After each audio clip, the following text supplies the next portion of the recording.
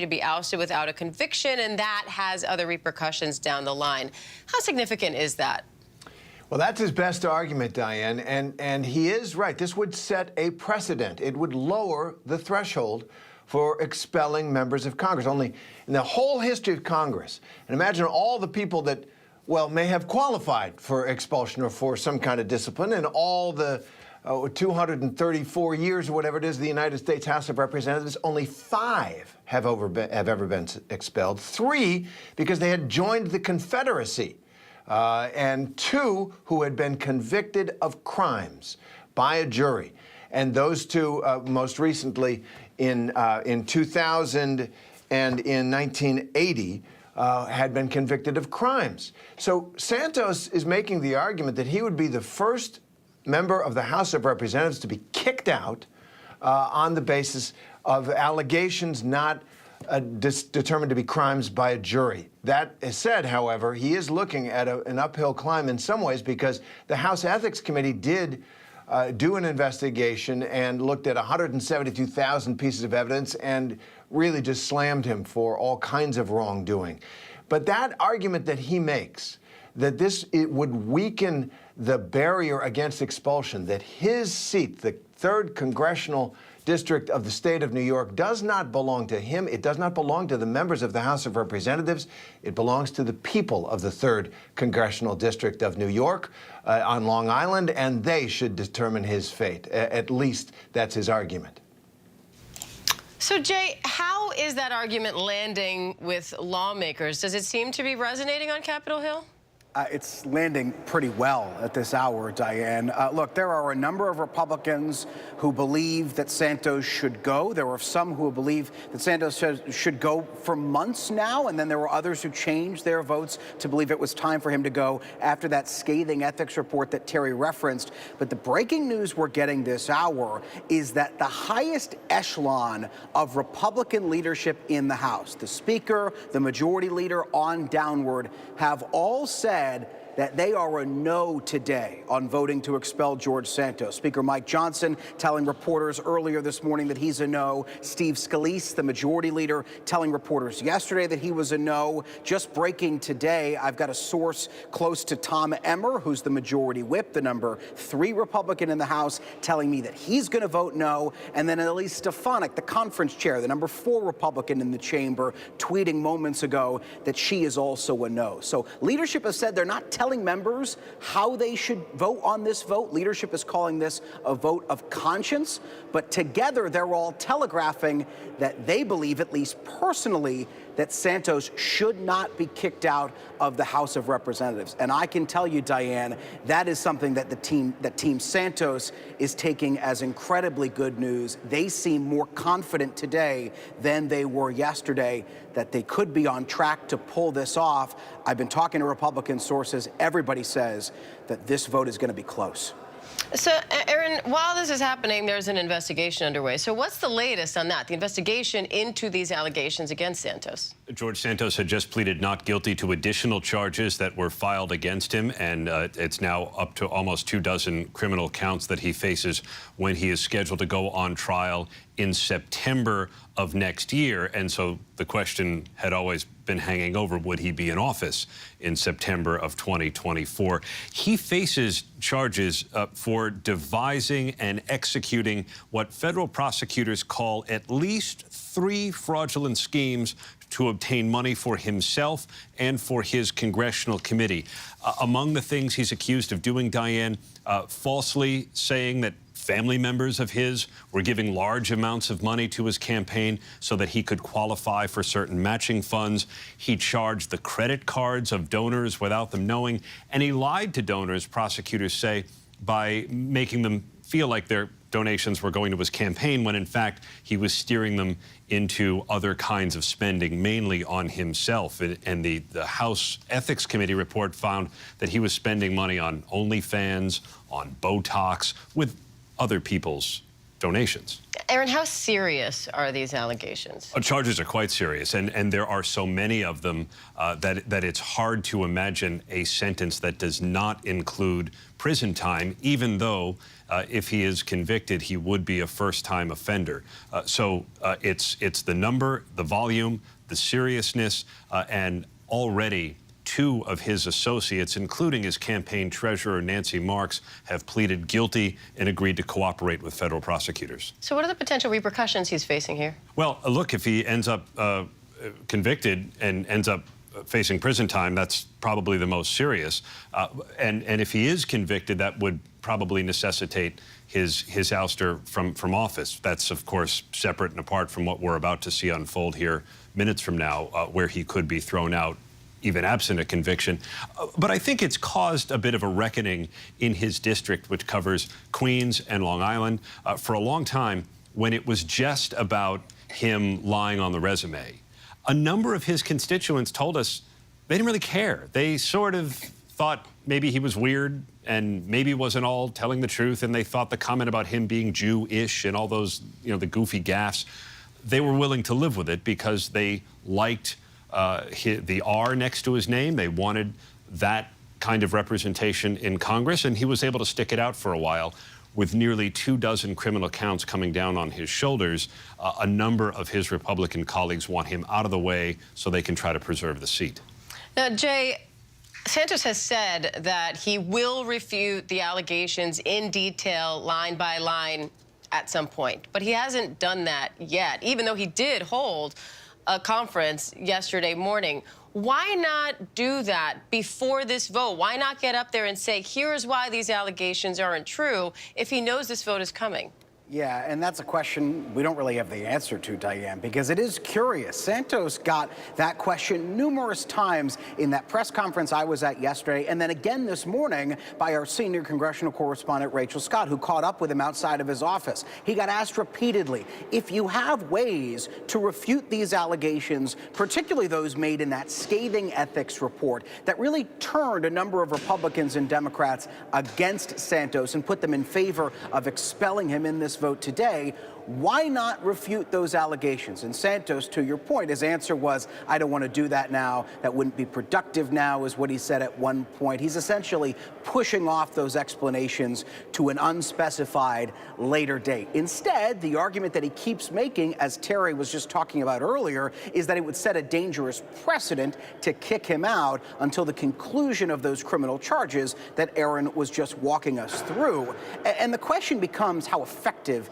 is that argument? Because remember, Diane, the vote to expel Santos is not like a normal vote in the House. You don't just need a majority of members. You need a 2/3 majority, which in this case would be about 290 members voting to expel Santos. The last time we had a vote to expel Santos, the last attempt there was earlier this month, and about 180 lawmakers, Republicans and Democrats combined, voted to kick Santos out. So that means 110 plus members of Congress, Republicans and Democrats, would have to change their vote to have a successful vote to expel Santos this morning. That's a tall order, particularly as we're hearing, again, as I noted earlier, from Republican leadership who are saying personally they're going to vote no on this.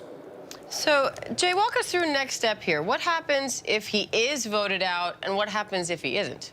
Yeah, and first things first, if we have it, I want to show you the House floor right now, because I'll also walk you through the steps this morning and what you should watch for. Right now, there's a vote going on the House floor that has nothing to do with George Santos. There's the floor. You're looking at it now. When this vote is over, George Santos is the next vote, and that's going to be the vote as to whether or not to expel Santos. The magic number you need to look on your screen in the yay column, and again, you're looking at the vote total of a different vote, but just using this as an example. Look in the yay column for 290 or a number thereabouts, because that threshold does change depending upon how many lawmakers are voting and how many are absent. But look for something along those lines. I'll let you know what the true number is once we have an idea of how many lawmakers are actually voting today and haven't left early or things of that nature. Then, if Santos is expelled, it's up to the New York governor, Democrat Kathy Hochul, to call a special election. She's got 10 days to schedule that special election, but it could be months until that special election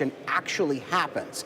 And that's a concern for Republicans because Santos, remember, flipped his district from Democrat to Republican in the last midterms, the 2022 midterms. A Democrat used to sit in the seat that George Santos now occupies. So that's a swing district, and Republicans would have to defend that seat, and certainly Democrats would be emboldened to try to take that seat from Republicans. And I say that's a concern for Republicans because Republicans have such a slim control over the House as it is right now, Diane.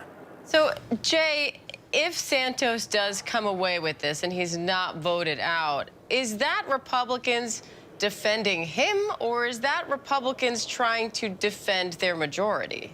That is such a good question, Diane. And the reality is, in these defenses of George Santos that we've heard over the last few days, we have not heard any member of Congress come out and defend George Santos personally, or defend what he's accused of having done.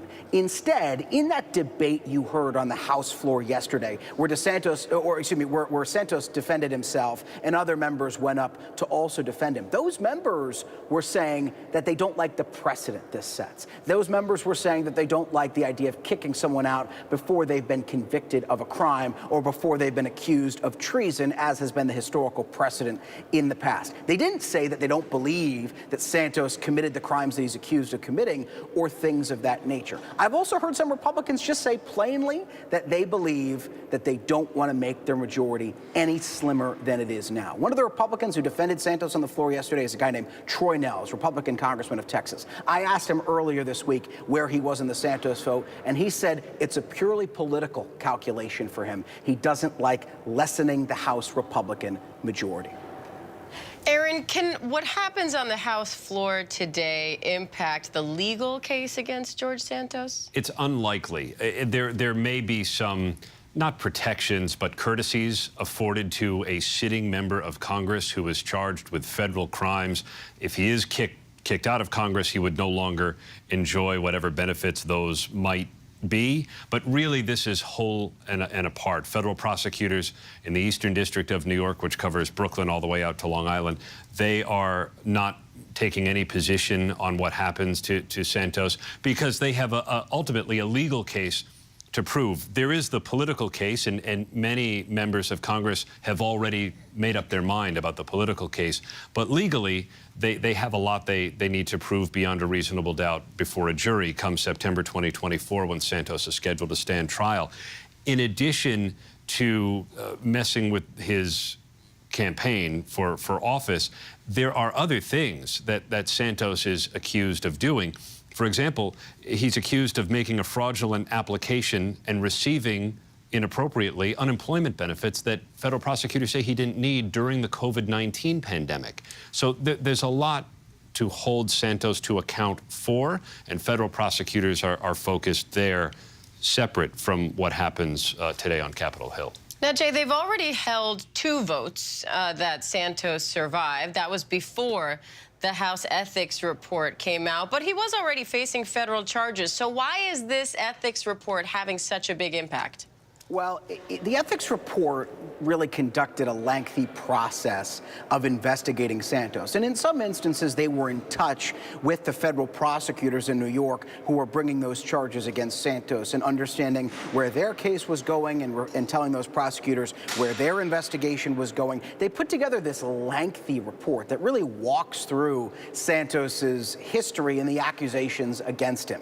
And again, the headline out of that report, the attention-grabbing element of that report, was the accusation that Santos used campaign funds for things like Botox or purchases at luxury stores or luxury travel. But the ethics committee goes further than that, and they allege that Santos misused campaign funds in a host of ways. They say that he didn't cooperate with their investigation despite promising that he would do so. And I could go on and on and on. But the reality is that after this ethics report came out, a number of Republicans and some Democrats, too, who had said that George Santos hadn't faced enough due process to be removed from Congress, that report gave them some cover. And that's why we saw dozens upon dozens, particularly of Santos's own Republican colleagues, say because the Ethics Committee had conducted this extensive investigation, they believe that that was enough evidence, that was enough due process, that extensive process that they worked through was enough to give them the belief belief that it was time for George Santos to go.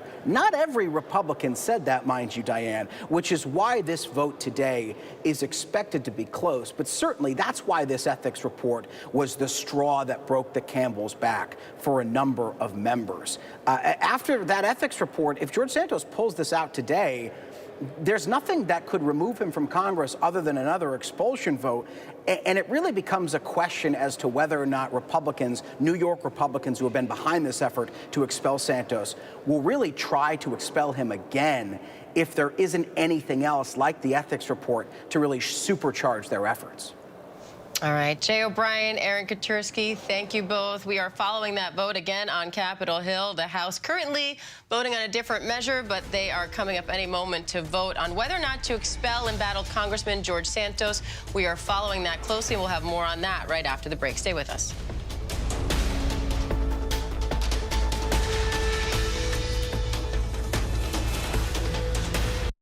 This is ABC News Live. The crush of families here in Poland. At refugee centers In Putin's Russia. On the ground in Ukraine. Close to the front line. From the Capitol. Destructive Cat 4 storm. We're along I-5. Boston is in the bullseye. Let's go. ABC News Live, America's #1 streaming news. Anytime, anywhere. Streaming 24/7, straight to you for free. Thank you for making ABC News Live America's #1 streaming news. First thing in the morning. There's a lot going on. Everybody in that home is okay. To catch you up with what happened overnight. We are here at fashion's biggest night out. What's happening today? YouTube has unveiled a new set of policies. What people are talking about. The new ad campaign. Fast, straightforward. With some fun in between. A real-life Barbie dream house. A name change for the Wienermobile. First thing in the morning. America This Morning. America's #1 early morning news. On ABC News Live. When I got sent to Idaho to cover the murders of 4 college students, it was a story that didn't make any sense. 4 students stabbed to death in their beds while 2 roommates were home. You gotta think to yourself, okay, who's the target and how many people would a man go through to get to his target? I'm Kana Whitworth with ABC News. This is the story of savage murders, a determined small-town police force, and a scholar of crime. This is the King Road Killings. The full series is out now. Listen to every episode wherever you get your podcasts. Why do so many people start their day here? From ABC News, this is Start Here. To be in the know and get a different take on the day's top stories. A lot of news today, so let's get into it. Listen now to the Daily News Podcast honored with 4 Edward R. Murrow Awards and see why the New York Times calls it a news podcast worth listening to. Start Here, ABC News. Make it your daily first listen. Now, that's a part of the story I bet you didn't see coming. Wherever you get your podcasts, Start Here. Whenever, wherever news breaks, it's so important to always remember that lives are changed. Here in London, in Buffalo, Uvalde, Texas, Edinburgh, Scotland. Reporting from Rolling Fork, Mississippi. Ukrainian refugees here in Warsaw. We're heading to a small community outside of Mexico City. Getting you behind the stories as they happen. ABC News Live Prime. We'll take you there. Stream ABC News Live weeknights wherever you stream your news. Only on ABC News Live. ABC News, America's #1 news source.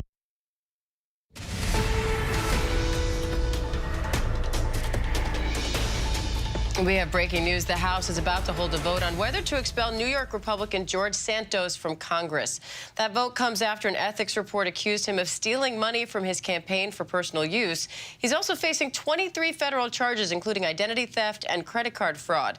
Now, Santos has remained defiant, refusing to step down, even though he says he expects to be ousted from his seat today, or at least that's what he was saying. Let's bring in ABC's Jay O'Brien on Capitol Hill, senior investigative correspondent Aaron Katursky, and senior congressional correspondent Rachel Scott for more. Jay, this is one of those stories that, like, just when it feels like you know what's about to happen, things change. We heard Santos saying, listen, the numbers right now don't look good. But now he seems more confident. What's the lay of the land? Yeah, he looks like he's picking up steam, or at least that's what Santos is telegraphing.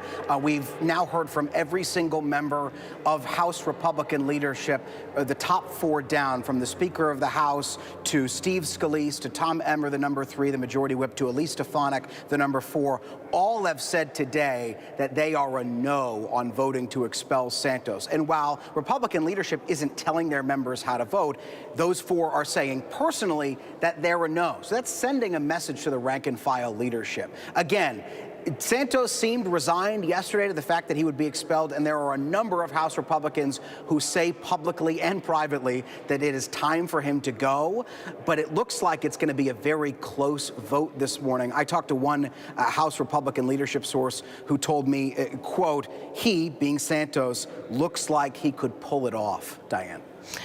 Jay, Santos has been focused throughout this on precedent, saying that if he's voted out, he'll be the first congressman in modern history voted out without a conviction, without being accused of treason. How powerful is that argument, and how many lawmakers voting today will be voting based on that and less so on the circumstances in this particular case? Well, that's the argument we've heard every single Republican make in justifying their vote against expelling Santos. We haven't heard a single Republican say that they defend what Santos is accused of doing or the criminal charges he faces, absent of that scathing ethics report that he's pled not guilty to. Instead, we've heard Republicans say, as you just noted, they don't like the precedent that this sets. That includes the Speaker of the House, who earlier this week telegraphed that he would be voting no. He confirmed today that he would be voting no, but earlier this week he said he had, quote, real reservations about the precedent that this would set. So the argument we're hearing from Republicans at this hour is they don't like the example this sets, the precedent that this sets. Rachel, what is that precedent? How significant is it that we're even here? Look, these expulsion votes are extremely rare. When we look back in history, there have only been 5 members of the House that have ever been expelled. And if Congressman George Santos were to be expelled in just a few moments, he would be the first Republican member of the House to ever be expelled. And so these are very rare votes because typically, again, in modern times, a member of the House or a member of the Senate is only expelled when there is a conviction. You just saw Congressman Steve Scalise, a member of leadership, just walked behind me. I caught up with him a little earlier, and he said that he will be voting against this, not because he defends any of the allegations against Congressman George Santos, but because he believes this sets a very dangerous precedent. But also keep in mind here that Republicans not only are keeping what this dangerous precedent could be set if Congressman Santos is expelled in mind, they're also keeping in mind their razor-thin majority, and they would go to having this 4-seat edge over in the House to having a 3-seat edge. And those are dynamics that are very real, that make it very complicated to get through key priorities and legislation through the House. And so that's also top of mind for a lot of these members that are heading into this vote right now. Rachel, the idea of him being voted out is unprecedented in terms of him not having been convicted of any crime. But there is a precedent that Congress members in positions facing accusations like the ones that he's facing usually resign. He's refused to do that. How deep is the pressure on Santos from some of his colleagues to step down on his own accord? The pressure has only grown from the moment that he actually walked into the doors here on Capitol Hill. And of course, we have been there through all of it. At first, it was just these reports of Congressman George Santos lying about his education, lying about his background. I'm just turning my head here because we do have the Speaker of the House, Mike Johnson. He's walking towards us right now. I'm just going to try and unplug here and walk with him. Speaker Johnson, will you be voting against this resolution to expel Santos? Yes. No, sir. Why are you a no, sir? So there you have it. Speaker Johnson just told me that he will be not supporting this, something that we knew. He did telegraph that just days before this vote. He says he will not be supporting this. Back to what we were talking about, Congressman George Santos has been very defiant from the very beginning. Of course, there were a lot of questions about him lying about his resume and his background. Those are not crimes. You can't be convicted on that. But then we saw him plead not guilty to those 23 federal charges, including identity theft, wire fraud, unemployment fraud. I've pressed him on those allegations repeatedly. He says he denies those. But it's really this latest report from the House Ethics Committee that accuses him of blatantly stealing from his campaign, using campaign money instead on Botox, on trips to Atlantic City, on designer clothes. Congressman George Santos will not address any of those allegations. He has been asked repeatedly. We tried asking him again earlier today. He said that he didn't want to get into it at all. He calls those allegations very serious, and he also admits that he is quite concerned about possibly going to prison. So it looks like at this point he's going to continue to remain defiant whether or not he's voted or expelled out of the House today, Diane. And Rachel, Mike Johnson was pretty clear there, the House Speaker, that he will be voting against this motion to expel George Santos. And the tide seemed to be shifting here. Santos, just yesterday or maybe the day before, said that the math was not in his favor. Now it seems like he could survive this thing and maybe is likely to. What's changed in the past few days? I think a lot of the Republican leadership coming out this morning and saying that they will not support this effort to expel Congressman George Santos has quite honestly caused a lot of Republicans to rethink whether or not they want to be behind this as well. We saw this initial delay, right? We knew that this resolution was going to come to the floor this week, but there was a little bit of pause where they debated the resolution first and they pushed the vote off until today, giving members some more time to really think about this. And I believe the vote is now almost started to get underway, Diane. Yeah, that vote is getting started. I want to go back to Jay O'Brien, who's also there on Capitol Hill. Jay, walk us through this part of things, what you're seeing and what you're watching for. Yeah, so they need, the threshold to expel Santos depends on how many members are present there and voting. You need 2/3 of a majority. So the number we're looking at is 282 to 283. Previously it was 290, but not everybody showed up to work today. So when you're looking at the yay column there, you see it ticking up. It's the 214 number on your screen. Once that hits around 282, and we're checking our math as I speak, but that would be the threshold that would trigger expelling George Santos from Congress. So watch that number, and also watch the number of Republican yays. I was talking to one Republican source who's close to this effort to expel Santos, and they told me earlier they believe, and forgive me, I'm just watching the screen here, they told me they believe they have a soft 70 yay Republicans, maybe even a soft 90. If they get anything plus, they're getting close now even, if they get anything plus 80 to 90 Republicans, that's going to be looking good, because you can assume that every Democrat, or at least most every Democrat, will vote to expel Santos. The bulk right now of the people voting not to expel Santos are, as Rachel just mentioned, Republicans. The top Republicans in leadership, the Speaker of the House on down, have said that they are not going to vote to expel Santos. They believe it sets a dangerous precedent. You're looking at most likely every single Democrat or most of the Democrats voting to expel Santos. And the question then becomes, how many Republicans also vote to expel him? I'm looking at the total on my screen. And look, it's getting close. Again, I think the magic number for us, as I check my math here, is 283. So once you see 283 in the yay column, Santos would be expelled. The Santos team seemed confident going into this vote. They were not confident yesterday. They had resigned to the fact that he would be expelled yesterday. Even Santos himself told me and others that. But then they got more bullish today when they saw those members of Republican leadership say that they didn't want to vote to expel Santos. Now you can only imagine what they're thinking as this vote goes on, because it looks like it's looking like it's going to be a squeaker, but it might not be as much of a squeaker as we thought. Because it's pulling away. Jay, talk about what's at stake here for not just Santos, but Republicans in general in the House. I mean, this would open up Santos's seat. He would be expelled if that vote really reaches the total that I'm talking about. And that means his seat would be vacant. And then that means the governor of New York would have to call a special election. It has to be scheduled within 10 days, meaning it has to be announced within 10 days of Santos's seat being vacant. But then they have to hold the special election. They can hold that months from the date that the governor announces it. It's a swing district. Remember, Santos flipped his district from Democrat to Republican in the last midterms. We are in striking distance now, by the way, of kicking Santos out of the House of Representatives. Watch the vote total there on your screen. It's a swing district, which means Republicans would have to defend it, and Democrats would have a good chance of picking up that seat. And I think we just passed it. I got to check our math, and we have to say that he looks on track to be expelled, because nothing is total until the vote is gavelled out, but they seem to have reached the threshold to remove Santos. So there you go. The House still voting right now on this resolution on whether to expel embattled Congressman George Santos, the Republican from New York. But right now it looks like we have surpassed that 2/3 majority needed to vote him out. So it does look like Congressman George Santos is on track to be expelled from the House.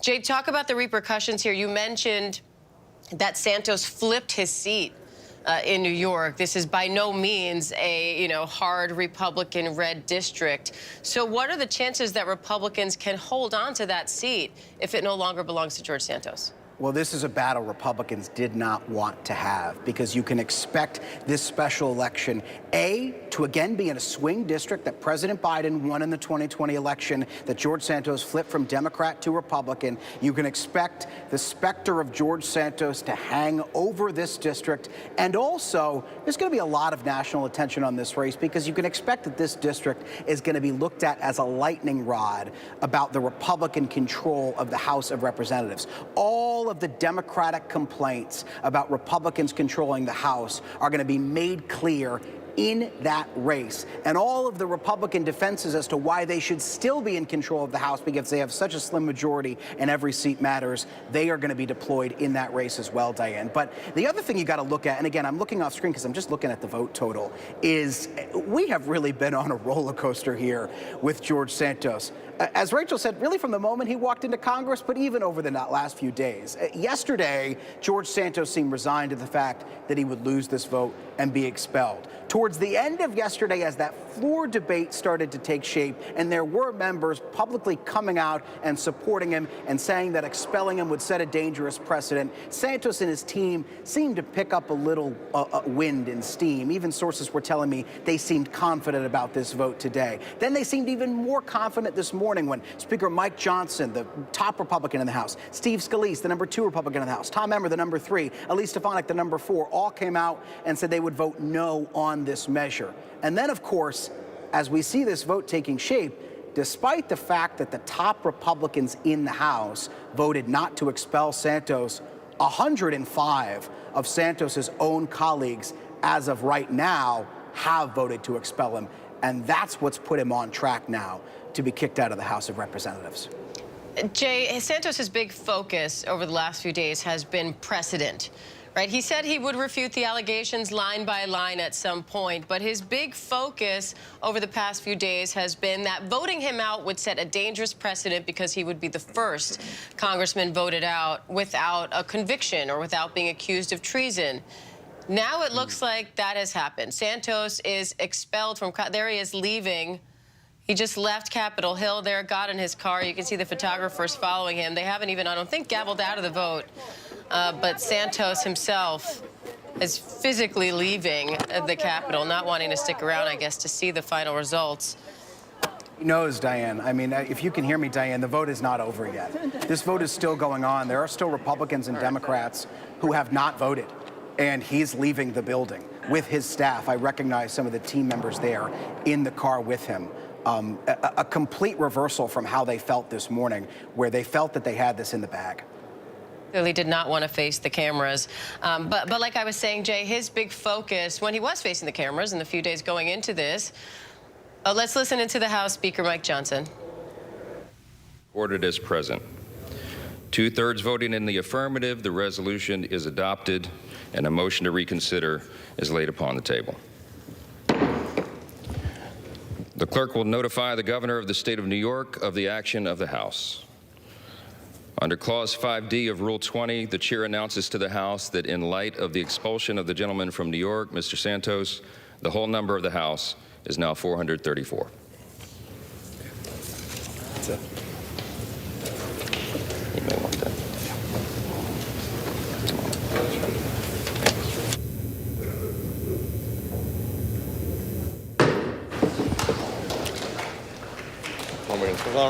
There you have it. Congressman George Santos has officially been voted out of Congress by his colleagues in this vote to expel him.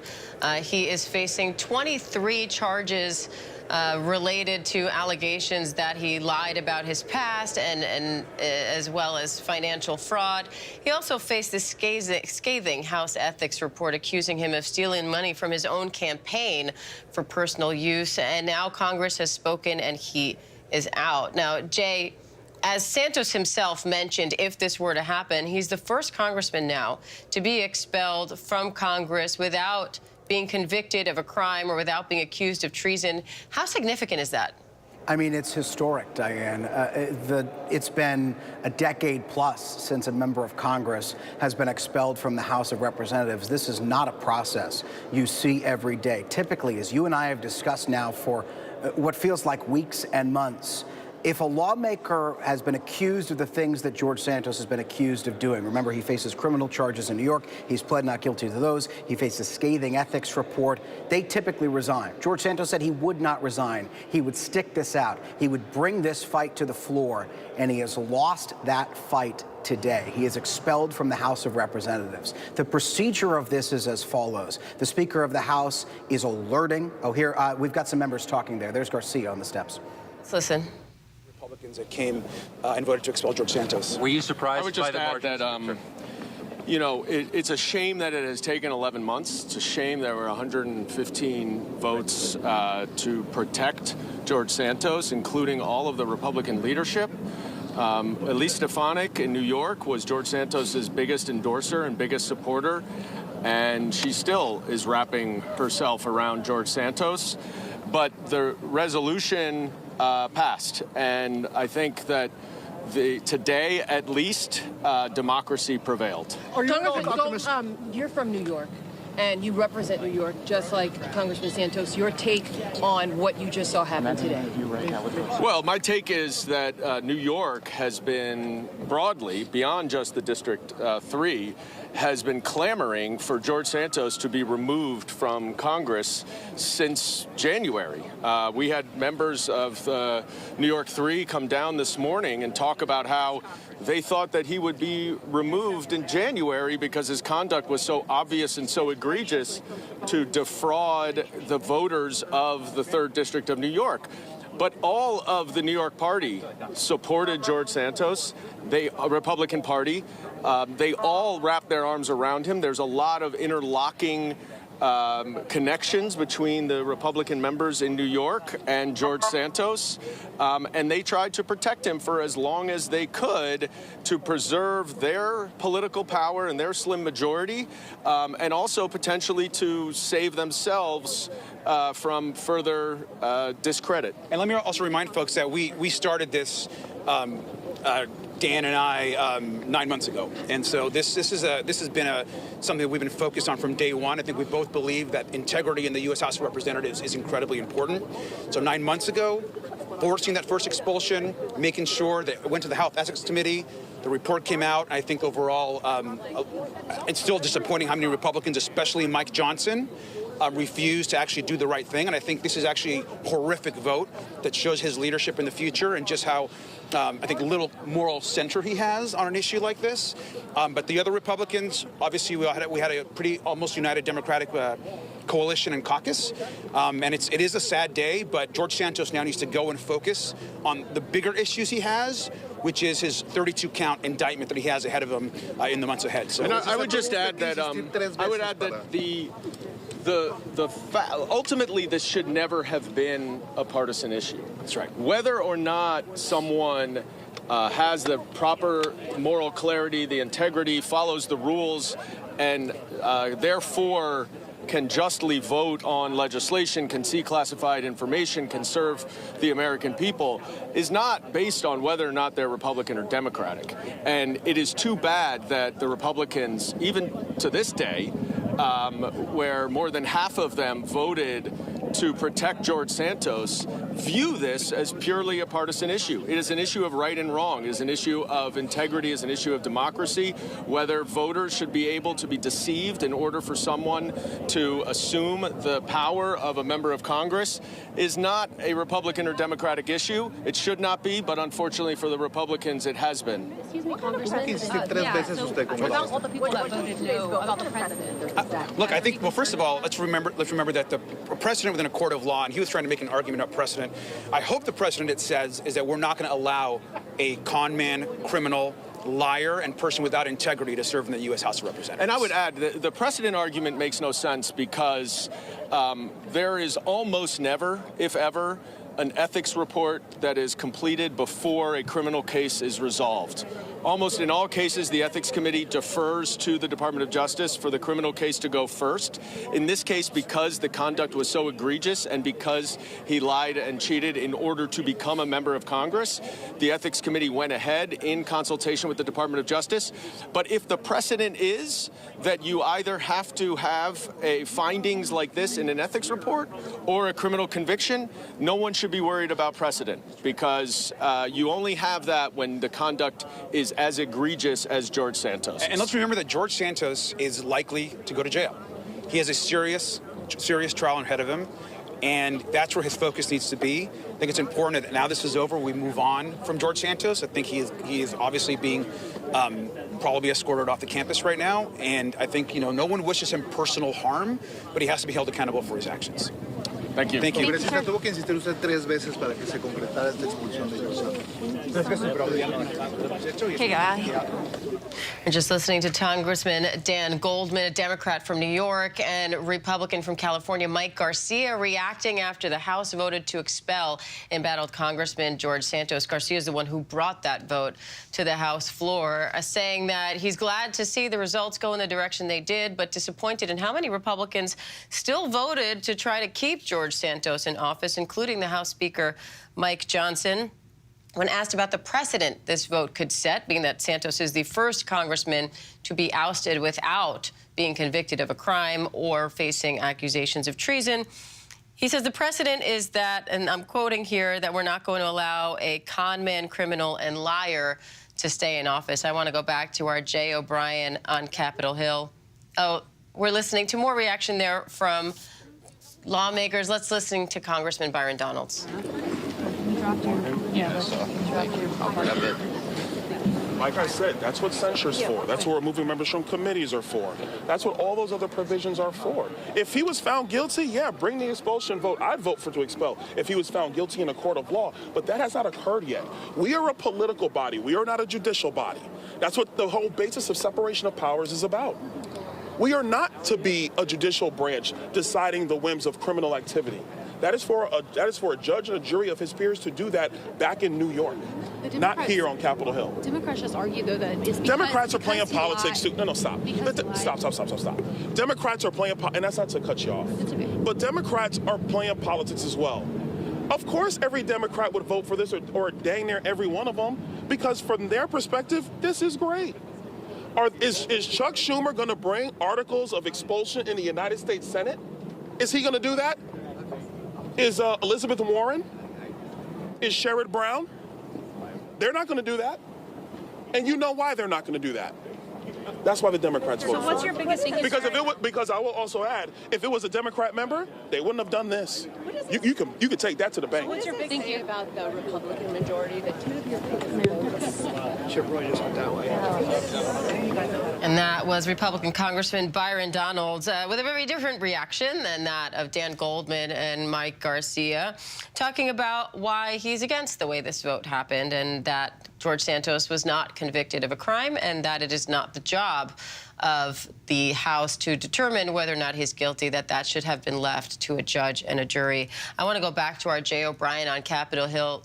Jay, we also heard something interesting there from Byron Donalds posing whether or not, this would have happened if Santos was a Democrat and if something similar would ever happen in the Senate. Yeah, and that's the argument we've heard Republicans make for the last few days, really, here, Diane. And that got enough Republicans to vote for in Santos's favor. It wasn't overwhelming, but still enough of Santos's colleagues joined with Democrats to expel him. And it's interesting, Donald talks about the precedent here, and there is precedent, but also this has happened so few times in American history that it's not like this happens every few years. The last member of Congress, remember, to be expelled was James Traficant in 2002, more than 2 decades ago. And then there was a congressman expelled in the 1980s. They had both been convicted of crimes before they were expelled. That's why Santos says that there's not a precedent of expelling a member before they've been convicted of a crime, although it seems like Santos has now set that precedent because he has been expelled prior to having been convicted of a crime. And then the other 3 members who were expelled in the 1800s because they were members of the Confederacy. So this has happened so few times in American history that as you watch this process play out, you are genuinely watching congressional history certainly, but also American history playing out in real time. And Jay, I also want to correct myself. I said Congressman Mike Garcia. I meant Robert Garcia. I think I was still thinking about House Speaker Mike Johnson. But at any rate, I want to bring in ABC News contributor and former New York Republican Congressman John Katko for more on this. John, what's your reaction to not only this specific case and what we just witnessed, but the precedent that it sets? Well, when you listen to the arguments of both sides, they both have legitimacy to them. But what neither one of them is really focused on is how unusual his conduct was and how aberrant his conduct was and how it's unprecedented. By that, I mean, if all the facts are to be true, which we think they are, he defrauded everyone into believing he had a college degree. They had a great work background. All of it was not true. And then all the criminal conduct that followed. So this is really unprecedented. It's about someone who got elected basically on a mountain of fraud and then defrauded individuals and engaged in criminal conduct in the process. So in the end, I think it was the right move. And I think the most compelling argument for removal was the fact that he could not be trusted going forward to conduct himself in an ethical manner in Congress in any way, shape, or form. And so in the end, it was the right move. And in the end, I think it sets a big precedent. And it could lead to other expulsion votes, just like impeachment has become far more commonplace than it used to be. Impeachment motions, you might hear expulsion motions be far more commonplace. They should be reserved for the worst of the worst. And I think in this case, he was the worst of the worst, and he should have been removed.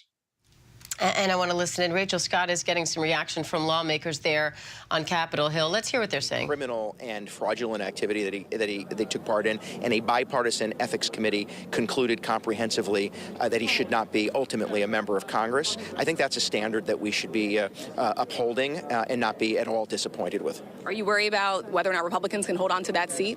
This isn't a matter of who can win or lose. The voters of that district thought they were electing an honest conservative voice. They got neither. They're going to be given the opportunity to make their votes and voices known, and I believe that they'll select an honest conservative representative. Thank you. You bet.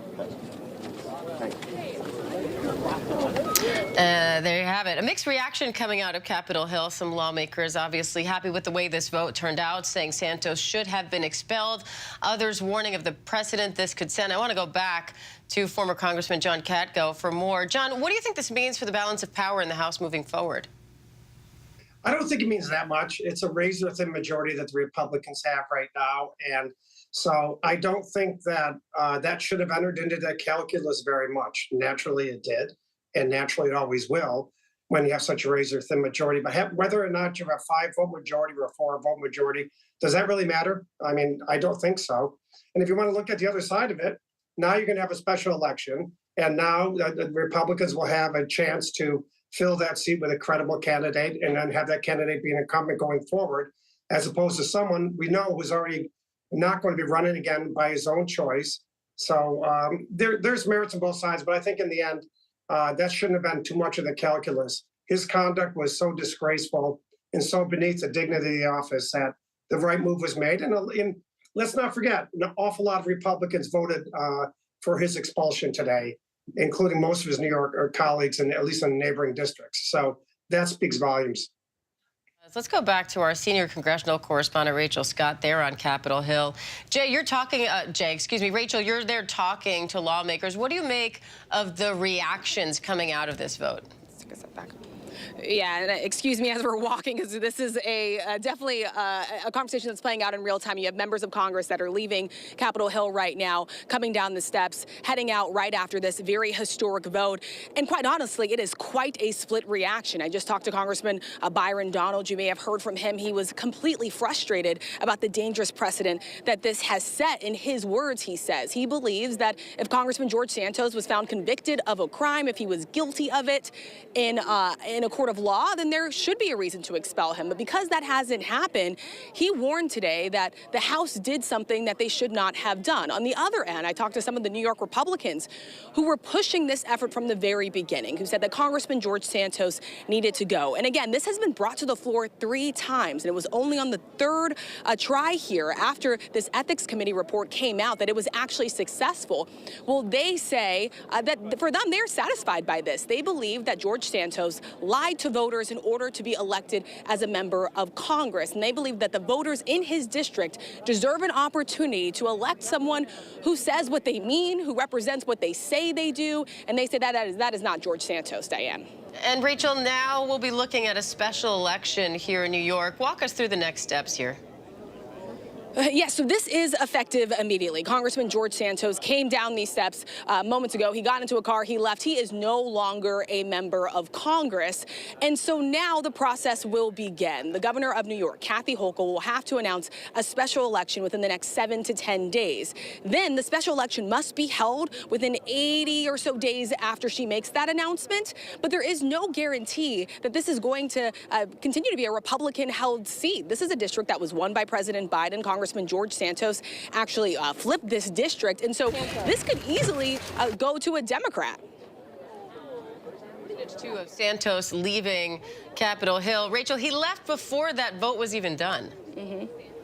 Yeah, he left before the vote was even done because he started to see the writing on the wall, as he has been seeing for just a couple of days. Excuse me, as I talk to you, I'm just going to take a glance up here to just see if there are any other members of Congress coming down. I might take you guys into one of the gaggles that are happening here over on Capitol Hill. Why don't we just walk up the stairs? If we can just kind of roll with us here, Kevin, if you don't mind. I just want to get a sense of who's over here. Congressman George Santos kind of saw the writing on the wall for a little bit here.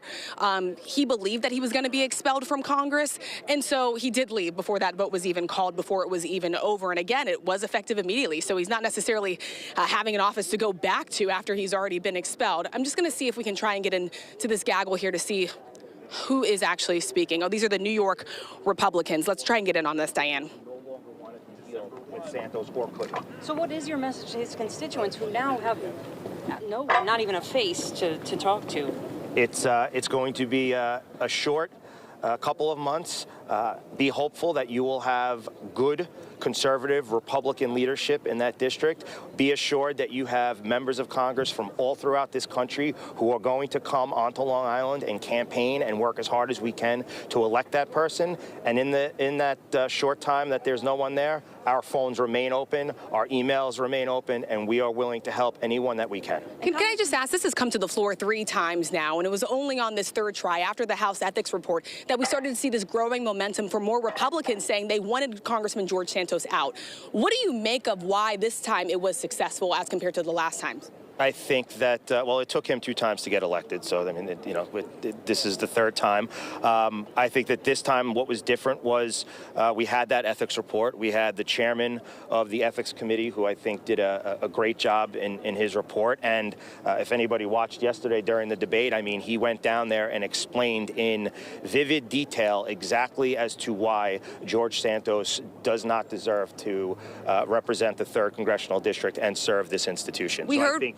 I think that was probably the difference in the votes this time. We heard from the Speaker of the House say that he has reservations. We've heard from other members who say they have reservations about what kind of precedent this could set. In your view, does this set a dangerous precedent? I think the precedent is that we're holding members of Congress to a higher standard. I don't know any person throughout this nation who wouldn't want or expect members of Congress to be held to a higher standard. And what's more important is we need to make sure that the people of the 3rd Congressional District have representation. And I heard it during the debate yesterday, and I respect my colleague's opinion. But when you say that we need to let the voters decide, I mean, to the point that Mr. Lalota made, the voters did decide, but they didn't decide on someone who the real George Santos is. They voted on someone who was made up, who was fabricated. Quite frankly, it could have been a Disney character because it wasn't real. Now they will have the opportunity to elect someone who's real, who's ethical, who's trustworthy, who's a good conservative Republican, who will understand the needs and the wants of the 3rd Congressional District and be their voice here in Congress. What about this idea that we created another category? We're going to step out of this really quickly. Stay with me here. So there you had the New York Republicans. Diane, I'm not sure if you're still with us here. Yeah, those we're were still the with New York you, Republicans who have been leading. Okay, great. Yeah, those were the New York Republicans who have really been leading this effort from the beginning, that they wanted Congressman George Santos gone. This could not have happened without the support from Republicans here on Capitol Hill. More than 100 voted to expel him. And then you just heard him there defending this decision, pushing back against some of those Republicans who warn about the precedent that this now sets. Congressman George Santos is the first member of the House in modern times to ever be expelled without a conviction. And even the Republicans that had serious concerns about some of these allegations said that that was just a bridge too far, that they did not want to go there. But you heard there from his own New York Republican colleagues who said enough was enough. They said that he lied to voters. They said it could have been a Disney character for all that they care, that Congressman George Santos was wrong, and that's why he was voted out.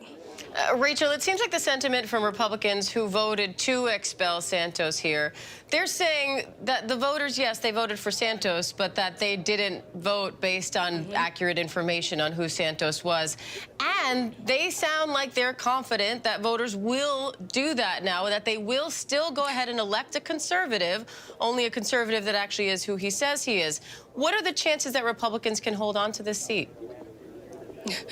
It's going to be an uphill challenge for Republicans. First of all, look, this is a district that elected someone from the Republican Party who admitted to lying about his resume, lying about his background, lying about his heritage. Not only that, you add on the 23 federal counts of wire fraud, unemployment fraud, identity theft, defrauding the American people, and then you have that blistering health ethics report that accused him of blatantly stealing from his campaign.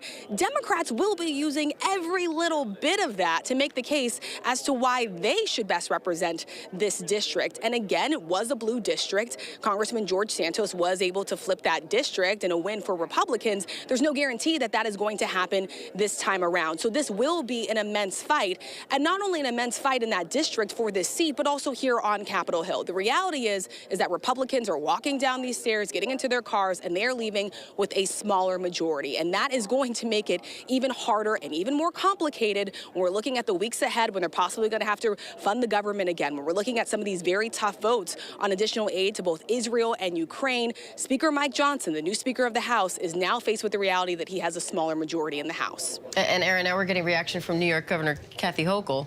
She has just tweeted her first reaction after watching the vote with us on TV. Her office tweeted out a photo of her looking at the vote totals, watching Speaker Johnson announce them. And then she said on Twitter, or X, I am prepared to undertake the solemn responsibility of filling the vacancy in New York's 3rd District. The people of Long Island, she says, deserve nothing less. First reaction from Governor Kathy Hochul, who now has 7 to 10 days to call for a special election.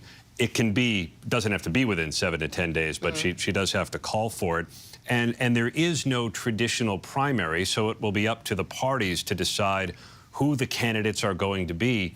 You heard Rachel discuss how difficult it might be for Republicans to hang on to the seat. We expect the Democrats to put up Tom Suozzi, the former representative in the area, so he may be a name in the district that could perhaps be the Democrats' best chance of taking back the seat.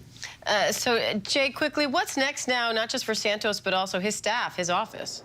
Yeah, his office stays open. Santos is no longer a congressman. His belongings in the office have to be cleared out, but the staff can still stay there. The House clerk takes over that office and still fulfills the duties of a congressional office, constituent services and things of that nature, but there's no vote for Santos's constituents in Congress. He is gone until there is no vote for those constituents until there is a new lawmaker, a new representative who wins that special election, takes that seat. All right, Jay O'Brien, Aaron Katursky, Rachel Scott, and John Katko, thank you all. We'll be right back with more on Representative George Santos being expelled from the House and also the latest on the Trump hearing in Fulton County, Georgia. Stay with us.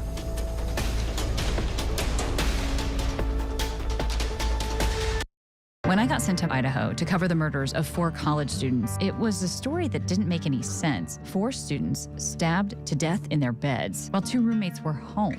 You gotta think to yourself, okay, who's the target and how many people would a man go through to get to his target? I'm Kana Whitworth with ABC News. This is the story of savage murders, a determined small-town police force, and a scholar of crime. This is the King Road Killings. The full series is out now. Listen to every episode wherever you get your podcasts. When the announcer calls